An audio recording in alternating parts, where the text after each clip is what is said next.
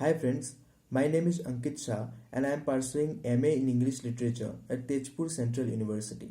So today we are going to discuss Dr. Samuel Johnson's Preface to Shakespeare.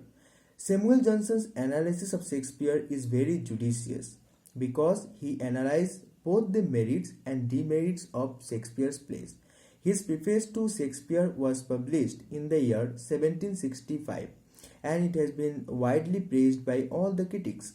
Adam Smith said that this is the most manly piece of criticism that was ever written in any country. Again, John Bailey also praises it by saying that the world can't show any 60 pages about Shakespeare exhibiting so much knowledge and wisdom as they are. Dr. Samuel Johnson praises Shakespeare by saying that his plays are pure gold, and it is a measure of Shakespeare's greatness that he have achieved so much without going to any higher universities or school. He is not like university wits, and Shakespeare was naturally learned. He doesn't copy others but writes from his own observation of life and nature. Johnson praises Shakespeare for his faithful depiction of human nature and society.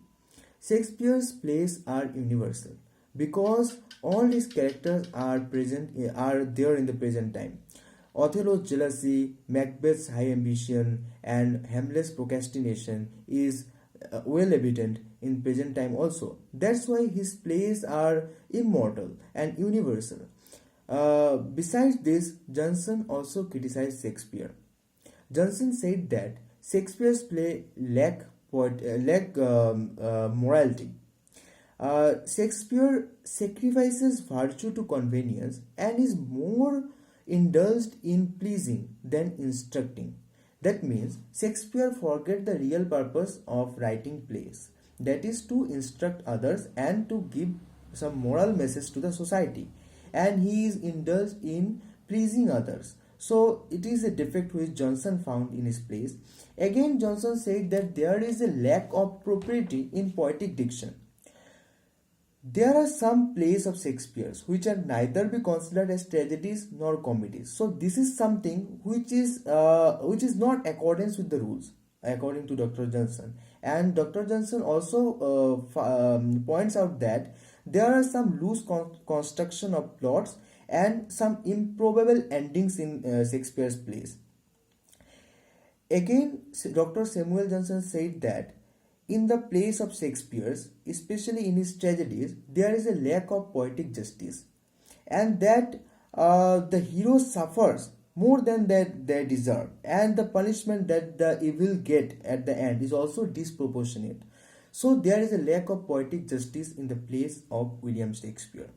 Again, Dr. Johnson also objects to the fact that Shakespeare violates history, and he also violates the chronology.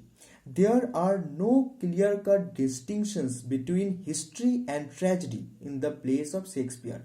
Shakespeare was much criticized for writing tragicomedies, but Dr. Johnson defends him by saying that life is full of happiness and sorrow, smile and tears, and that's why tragicomedies are more close to life. Dr. Johnson breaks out from all the classical dogmas or rules. In the classical literature, unity of times, place and action plays very important role. But in the plays of Shakespeare, we only found unity of action, but unity of place and time is not that followed. And Dr. Johnson here defends Shakespeare by saying that unity of action is the most important, and Shakespeare have done a great work by following this. So now the purpose of all criticism is to make things clear, and it is something which Dr. Johnson has performed to Shakespeare. In 1765, or you can say in the 18th century, when Johnson wrote this, the condition of literary criticism is really bad.